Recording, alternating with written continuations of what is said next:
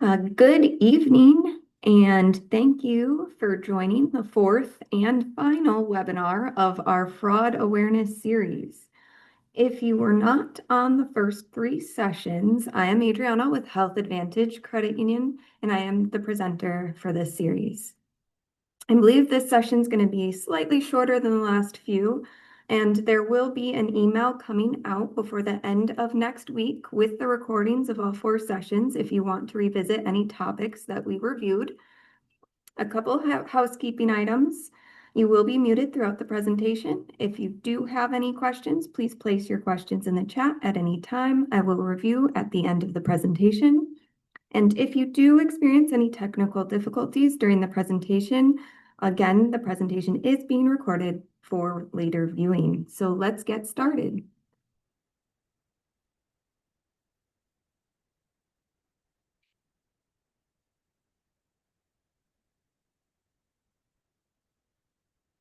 So this session is the Fraud Prevention Workshop.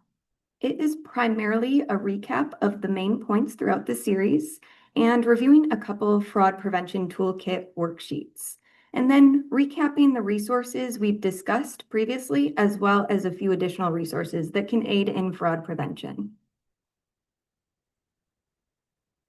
A quick disclaimer, this information is for educational purposes only and not legal advice.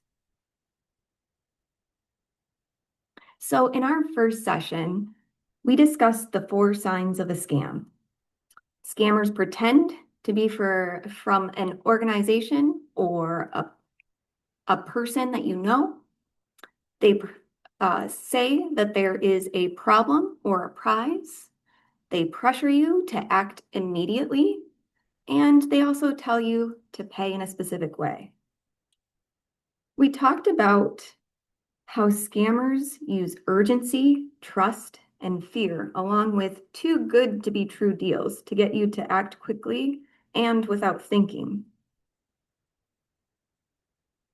And we also discussed the steps to take when receiving a message or a contact that might be a scam. So first step is pause. Don't rush to click on any links or call any numbers or to respond. And then verify. Call or go to a website how you normally would. Secure. If you think any information may be compromised, take steps to secure that information.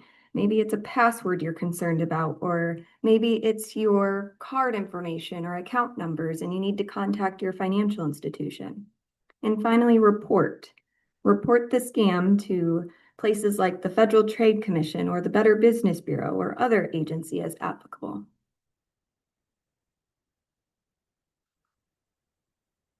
In the second session, we discussed watching out for fake social media ads and researching before you buy. We also discussed the danger of searching for a deal through a search engine and possibly coming across a fake website that appears to be a well-known brand website with too good to be true deals. We also talked about making sure a website is secure, starting with HTTPS, but also that doesn't necessarily mean that it's not a fake website. It's secure, but it could still be a fake website, so you still need to do that research. And using only trusted websites, websites that are well known to you or to your friends or your family, and just making sure that you know who you're dealing with. And checking out reviews and return policies and product descriptions so you're not disappointed later on. And using search engines sparingly when needed. Again, trying to always type that full web address if you know it.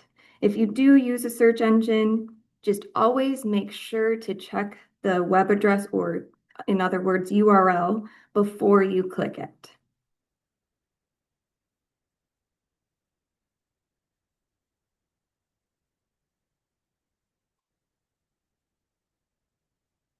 In the third session, we discussed protecting your information.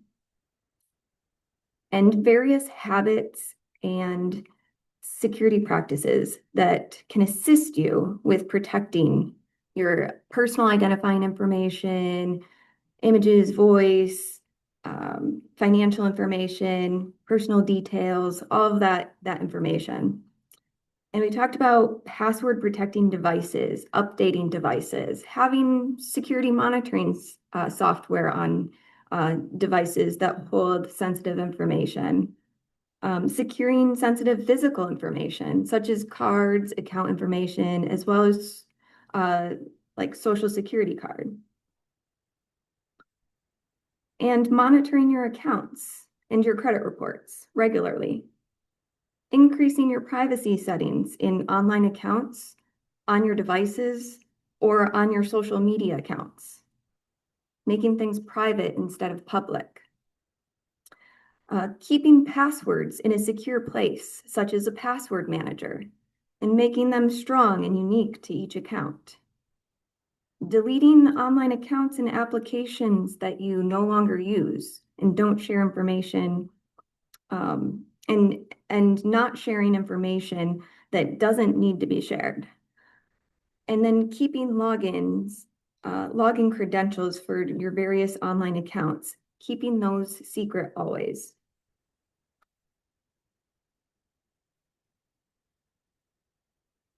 So in the chat, there are 2 links that I've placed in the chat, and they're for the 2 worksheets that we'll just briefly kind of talk about. So the first worksheet that I have pulled up here, just a little, this is just a portion of it. The worksheet is the Fraud Prevention Toolkit, Important Contacts and Resources. And this is primarily a template for you to use. What it has on there is your trusted, it's got different contacts that might be important if you ever are potentially experience a scam, or maybe you've lost your financial information, or it was stolen. It's a quick guide to kind of help you act and know who to contact in that moment. So the first section is your trusted contacts. So these would be individuals that have your best interest in mind, that you can reach out to if you're like, you know what, I'm not sure about this message that I just received. So someone, again, who you can trust and that they would have your best interest. So if you're on the fence with something and you're not sure, someone's threatening you or something like that, this is a person that you would be able to reach out to. We also have a spot for financial institutions.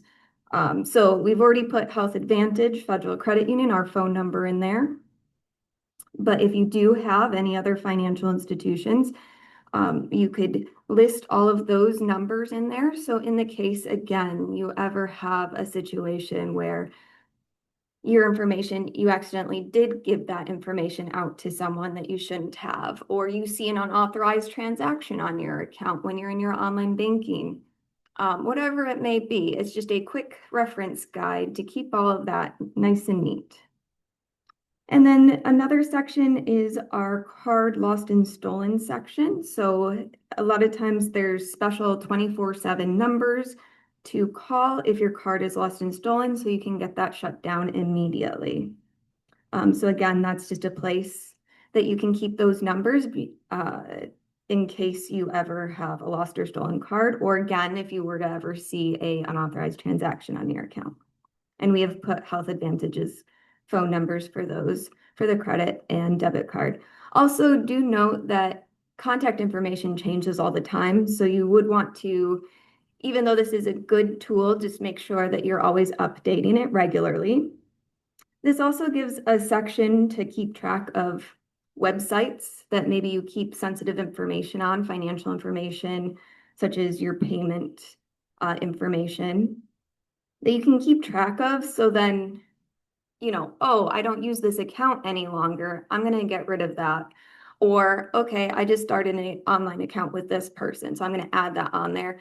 And if they do have, and then you can keep track of their legitimate website, so you can go directly to that web address if you ever do get a message that's pretending to be them and know to go to them directly instead of maybe doing a Google search to get to them and accidentally clicking on a fake website.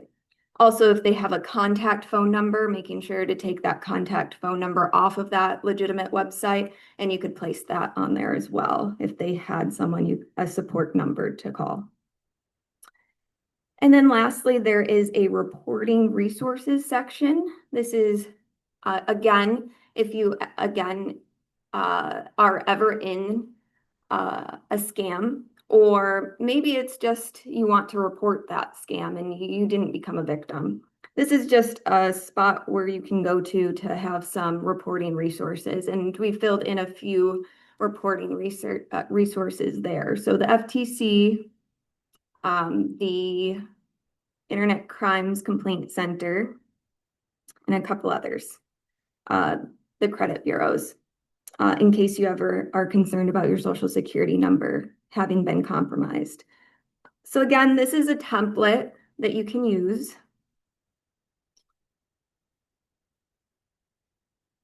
to help you organize all of these contacts.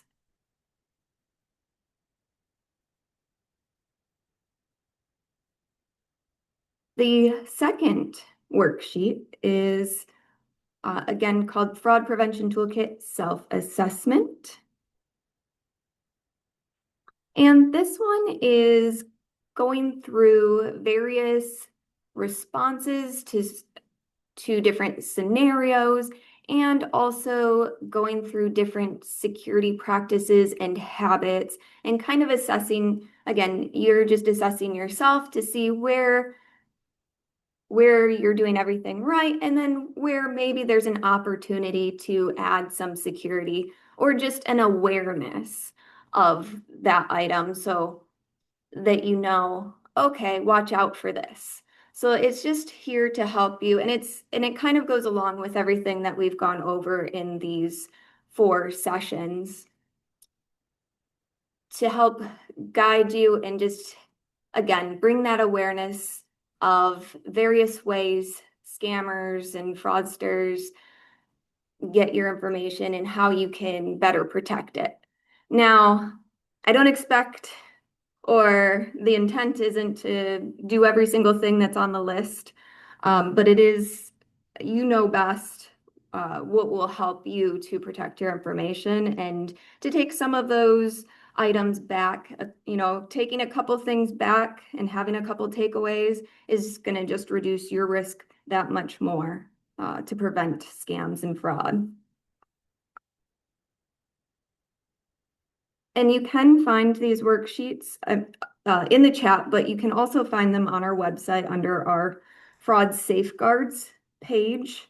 There is a button called Fraud and Security Resources. So these are available.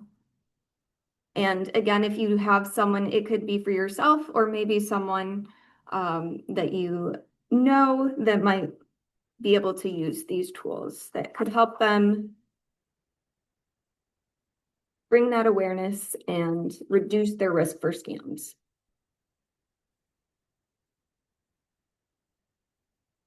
Okay, so we're in the last section here, and I'm just going to put some resources and kind of just talk about what you can do with some of these resources. And some of them we've talked about in the past sessions, but again, just reiterating some of these resources and how they could help you. Again, prevent fraud or scams, or report fraud or scams. So the first section here I've got are some search resources. So these are good resources if you're researching a new website or an investment primarily. So the Better Business Bureau has a scam tracker where you can report scams to them, but you can also research other people's reports to see if you can search that website, that contact phone number, and see if anyone else has been scammed by that. It's not 100% as far as, it might not, if someone hasn't reported it yet, but it's a good tool to start out with. The Commodity Futures Trading Commission, that's where you can research those precious metal or coin dealer investments to make sure they're registered appropriately before investing. And the U.S. Securities and Exchange Commission, again, that's another place where you can just make sure that if you're going to invest in this company, you can research that investment and make sure they're registered appropriately. And the last one is the North American Securities Administrators Association, and that just helps guide you to the state requirements for registration of an investment company.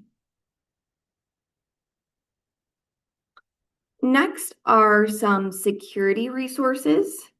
So we talked about the National Cybersecurity Alliance and their website, staysafeonline.org. And again, this is a great resource if maybe cybersecurity or technology is just not your thing. They've got a lot of different resources for all different levels. So it can really help you learn ways to protect your devices and information generally. The Cellular Telecommunications Industry Association, they have some consumer resources out there. You can learn how to protect your data, stop robocalls, all on your cell phone. They even have some videos out there if you don't, to show you how to do certain things. So that walk you through. Google Alerts, again, this is just something that you could do if you were concerned about if your information was ever put out online without your permission.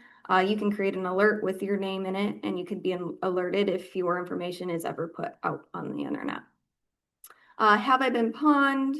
This is a website that you can check to see if your email or password has been compromised. Again, if your password was compromised, you would definitely want to make sure that you were not using that password any longer. I've got quite a few pages here for reporting.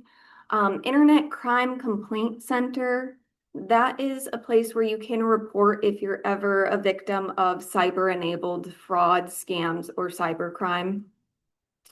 The Michigan Department of Attorney General, under their consumer protection, you can report elder fraud, Medicaid fraud, and illegal robocalls. The Federal Trade Commission, you can report any type of fraud. I don't even think you have to have had a loss. So if there's a scam out there that you want to report it to the Federal Trade Commission. The United States Postal Inspection Service. So if you ever experience mail fraud, that is through United States Postal Service, then that is where you would report that mail fraud to. And the National Elder Fraud Hotline. So if you are an adult that is 60 years or older, if you do ever experience fraud and you're the victim of fraud or scam, this is a phone number and website that you can utilize as a resource. And with credit bureaus, again, and a lot of times if you'll get those letters in the mail, a merchant's been breached, and they'll have, usually the credit bureaus and then annualcreditreport.com. But just general information, at any time you can put a fraud alert or a credit freeze if you believe you have identity theft issues or information was compromised at any time. So those phone numbers and websites are where you can place either fraud alert or credit freeze. And then also there's check systems, which is your consumer banking report. So some financial institutions may pull check systems, and if there's any negative activity that's occurring there as a result of any sort of identity theft or information compromise, You may want to place a security freeze or security alert there as well.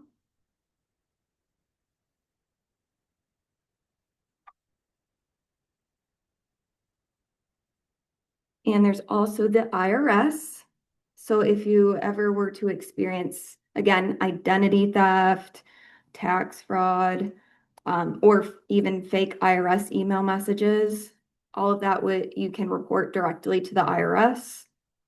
Social Security Administration, if you ever experience scams or fraud related to their Social Security Administration programs or operations, they have a reporting area for fraud. The U.S. Department of Health and Human Services, again, any type of fraud that has to do with Medicare and Medicaid, you can go ahead and report that directly to them. They have a phone number and website. And for the Federal Trade Commission, they also do have the National Do Not Call Registry. This isn't necessarily fraud scam related, but just if you are receiving telemarketer calls, you can add yourself to the Do Not Call list.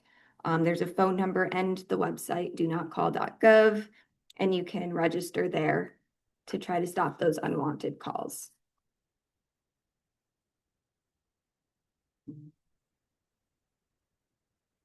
The Federal Communications Commission, again, you can also report unwanted calls or text messages to them. And e-consumer is where you can report international scams. And just a reminder, you can always contact your local law enforcement if you do experience a loss due to fraud or scams. Definitely file a police report. And social media, take the time to report fake profiles, fake ads, or any other fraud to the social media site so that they can get it taken down immediately, and then you're helping others too from falling victim. Phishing emails, so if you receive phishing emails in your email, you can forward those emails to the email address on your screen.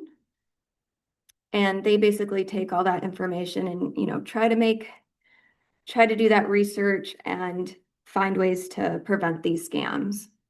And then if you do receive any smishing text messages or scam text messages, you can forward those to the 7726. In other words, spam.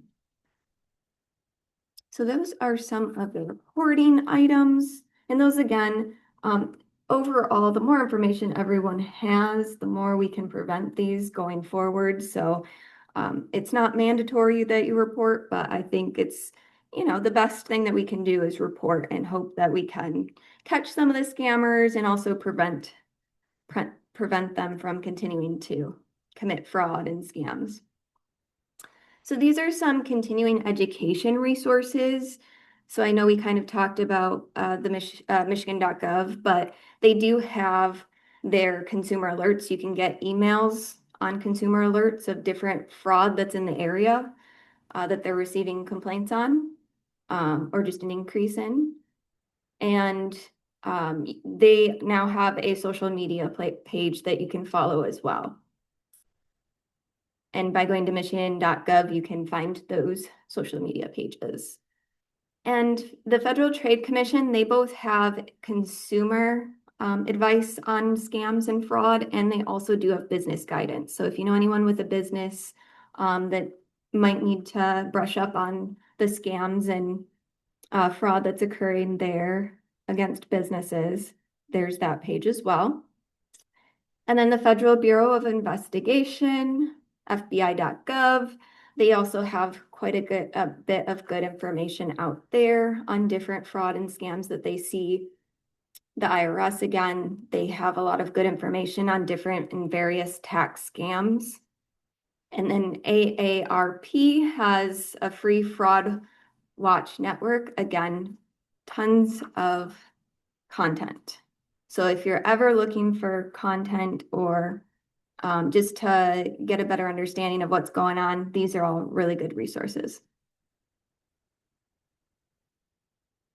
Right. And again, I talked about it a little bit earlier with the worksheets, but if you go to our website, healthadvantagecu.com, and you go to the Learn tab and the fraud safeguards, that's where we have a bit of this information. We'll also have our recordings listed here and some other resources.